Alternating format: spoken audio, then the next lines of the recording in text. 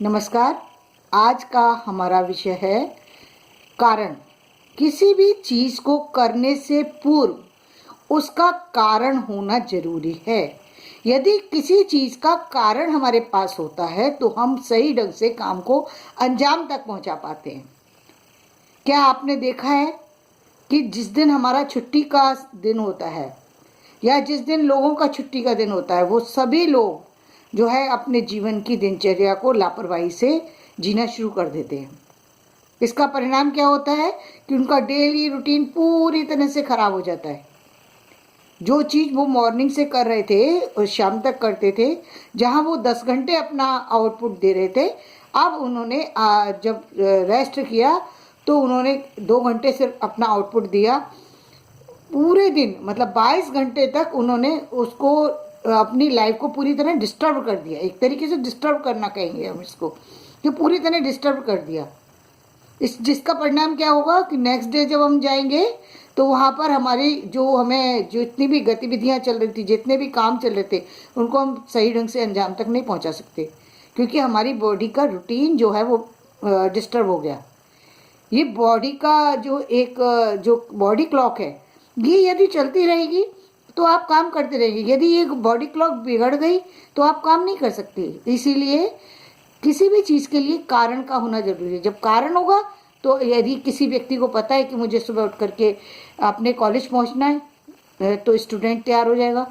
किसी ऑफिसर को पता है कि मुझे सुबह ड्यूटी पे जाना है, वो तैयार हो जाएगा। किसी आर्मी ऑफिसर को पता है कि मुझे जो है उस बाहर जब वॉक के लिए जाना है, मुझे किसी और काम के लिए जाना है, किसी एक्टिविटी में पार्टिसिपेट करने के लिए जाना है, वो तैयार हो जाएगा। क्यों? क्योंकि उसको मकसद है, उसके पीछे एक लॉजिक है, उसके पीछे एक कारण है।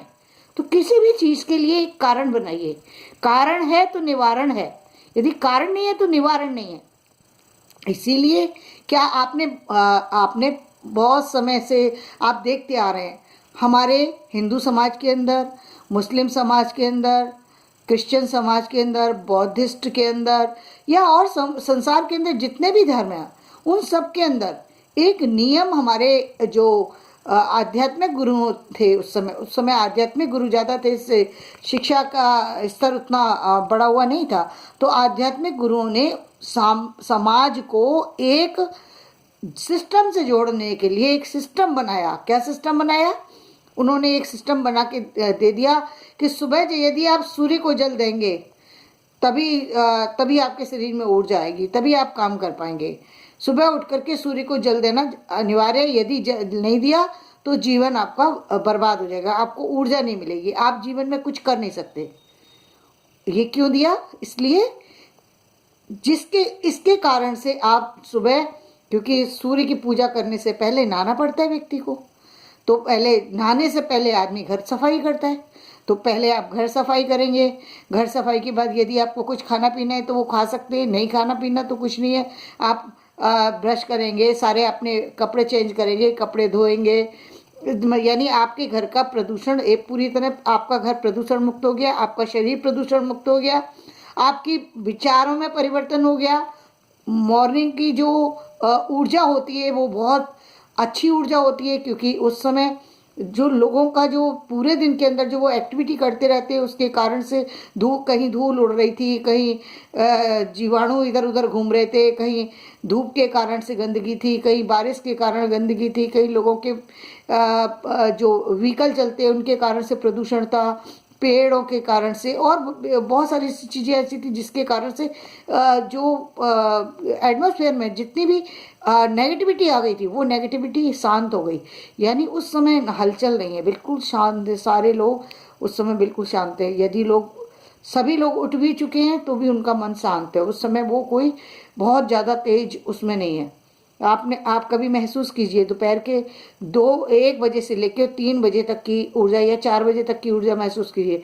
आपके अंदर एक अलग तरीके की एनर्जी होगी, जिसमें कुछ करने की, कुछ एक्टिविटी में लगे रहने की आपके अंदर एक जो है अपने आप से विचार आने लग शुरू हो जाएंगे। क्यों? ये सब किस चीज़ का परिणाम है? ये परिणाम है, ये सब परिणाम किस चीज़ का है? ये इस चीज़ का है कि हम जो हमारी जो एक्टिविटी होती है वो हम पर प्रभावी है। हमने एक, क्योंकि हमने एक सोच डेवलप कर ली, हमने, उन्होंने हमें एक जो है मकसद दे दिया कि सूर्य की पूजा से हमारा जीवन जो है वो शरीर स्वस्थ होगा, मन स्वस्थ होगा और हमारा परिवार भी अच्छा चलेगा। परिवार अपने आप अच्छा चलेगा जब आप मॉर्निंग में उठेंगे, सारे काम करेंगे, सब चीजें रूटीन से होंगी, घर आपका साफ होगा, काम में रुचि बढ़ेगी, बच्चे खुश रहेंगे, आप खुश रहेंगे, काम करने जाएंगे, क्योंकि आपके अंदर उस समय थकान नहीं है, आपके अंदर कोई नेगेटिव विचार नहीं है। उस समय इतना समय नहीं मिला आपको मॉर्निंग में उठने के बाद कि आप किसी फालतू की चीज को सोच सके, क्योंकि आप एक के बाद एक के बाद एक इतने कामों में उलझे रहे कि आपको पता ही नहीं है कि मतलब काम कब आप कितने काम। अभी आजकल एक सिस्टम बदलता जा रहा है। अब सिस्टम लोग, जो लोग घर के अंदर रहते हैं वो लोग सुबह मॉर्निंग में उठ करके क्या करते हैं, टीवी चला लिया और बाई आकर के काम कर रही है। उन लोगों से पूछिए, उन लोगों से पूछिए कि आप उन लोगों को देखिए, उन लोगों का जीवन कैसा हो गया है। उनका शरीर बीमार हो गया क्योंकि वो अपने शरीर को कहीं यूज ही नहीं कर रहे। अब वो कहते हैं कि हमें इस वजह से खराब हो गया हमारा शरीर, हमारा कभी बहुत सारे से अलग अलग कारण देते हैं, लेकिन कारण सबसे बड़ा ये कि आप उस जो भी आपको मिला है, शरीर मिला है या धन मिला है या आपको परिवार मिला है, आप यदि उसका उपयोग नहीं करेंगे तो धीरे धीरे सारी चीज़ें डिस्टर्ब होंगी ही, और वो होती हैं। तो इसीलिए अपने जीवन के को आगे ले जाने के लिए सबसे ज़्यादा जरूरी क्या है कि आप एक मकसद ढूंढिए, कोई ना कोई कारण ढूंढिए। अब कारण ये आप यदि आपने कारण बना लिया कि मुझे जो है एक मैंने बुक ली है, इसको मुझे कंप्लीट करना है, ये भी एक कारण है। आपको ये भी एक कारण है कि मुझे जो है एक इस महीने जो है मुझे अपना जॉब ले लेना है, ये भी कारण है।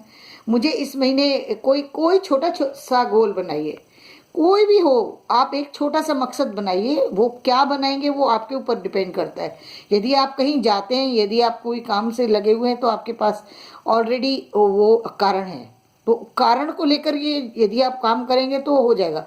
जब आपके पास कारण नहीं है और आपके पास टाइम है, उस टाइम को इधर उधर यूज मत कीजिए, उस टाइम को कारण के साथ यूज कीजिए। आप यदि वहां से लौट करके आ गए, आप यदि रेस्ट भी करें तो रेस्ट करने का कारण है कि आपको शरीर को थोड़ा आराम मिल जाए, ये कारण है, इसलिए आप 2 घंटे के लिए रेस्ट करते हैं। लेकिन इसका मतलब ये नहीं है कि आप शाम को 6 बजे लौट करके आए, 6 बजे से लेकर रात के 12 बजे तक सो रहे हैं, 12 बजे उठे, उठ करके 2 मिनट मोबाइल चलाया, फिर सो गए, फिर सुबह 7 बजे उठ करके चले गए। ये इससे कुछ नहीं होगा। इससे सिर्फ ये होगा कि आप बहुत अपनी उम्र से पहले ख़त्म हो जाएंगे, क्योंकि आपने अपनी उम्र को बर्बाद करना शुरू कर दिया है। 8 घंटे 24 घंटे के टाइम में आप अपनी बॉडी के क्लॉक को सिर्फ 8 घंटे यूज़ कर रहे हैं, और वो भी उस 8 घंटे में भी काम आप सिर्फ 2 ही घंटे करते हैं। 6 घंटे आपके वहाँ पर भी वेस्ट जा रहे हैं, क्योंकि वहाँ पर भी आप उसको सही ढंग से यूज़ करना नहीं चाहते, आपका मन नहीं लगता काम में, आपका भी, क्योंकि आपको उस जिस भी काम में आप लगे हुए हैं उसको आपने बिना सोचे समझे उस काम में चले गए हैं। आपकी इच्छा तो आर्मी में जाने की थी, आप एजुकेशन डिपार्टमेंट में काम कर रहे हैं, आपको बिल्कुल मज़ा नहीं आ रहा। बच्चों के साथ बैठना आपको बिल्कुल पसंद नहीं है, बच्चों की बातें सुनना आपको पसंद नहीं है, आपको पसंद नहीं है कि आप हॉस्पिटल में चले गए, आपको पसंद नहीं है कि लोगों की गंदगी पसंद नहीं है, आपको लोगों के लिए कुछ काम करना आपको पसंद नहीं है, लोगों से प्यार करना आपको पसंद नहीं है, लोगों की बातें सुनना आपको पसंद नहीं है, लोग आपको डिस्टर्ब करें ये आपको पसंद नहीं, तो आप कैसे सामाजिक कार्य में काम कर सकते हैं। लेकिन आप उस डिपार्टमेंट में हैं तो वहाँ पर आप काम क्या करेंगे, आप हर व्यक्ति के ऊपर अपना जो है गुस्सा दिखा रहे हैं। उस गुस्से से क्या होगा, उस गुस्से से वो व्यक्ति जो आया है, जो कि हॉस्पिटल में अपना इलाज कराने के लिए आया था, जो कि स्कूल में अपने एजुकेशन लेने के लिए आया था, कॉलेज में अपनी एजुकेशन, उसकी भी एजुकेशन को खराब कर रहे हैं आप।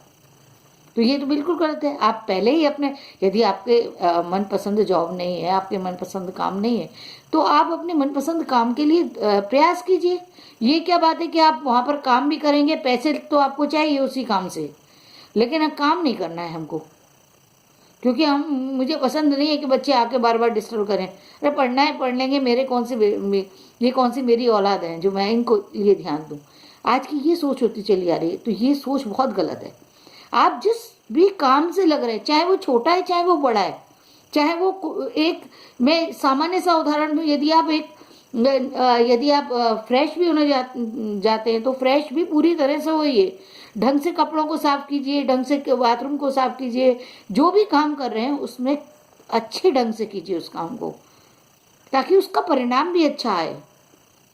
तो मकसद के साथ, कारण के साथ आप किसी काम को यदि करते हैं तो उसमें आपकी लाइफ बनना शुरू हो जाती है। तो कारण लेकर के चलिए, कारण लेकर के आइए।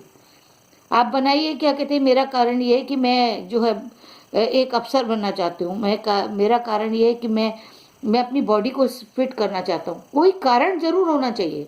यदि आपने कारण ढूंढ लिया तो निवारण भी मिल जाएगा, लेकिन कारण ही नहीं है आपके पास तो निवारण भी नहीं होगा, और निवारण नहीं है तो आपका टाइम वेस्ट जा रहा है, आपकी लाइफ वेस्ट जा रही है, उससे कोई फायदा नहीं होगा।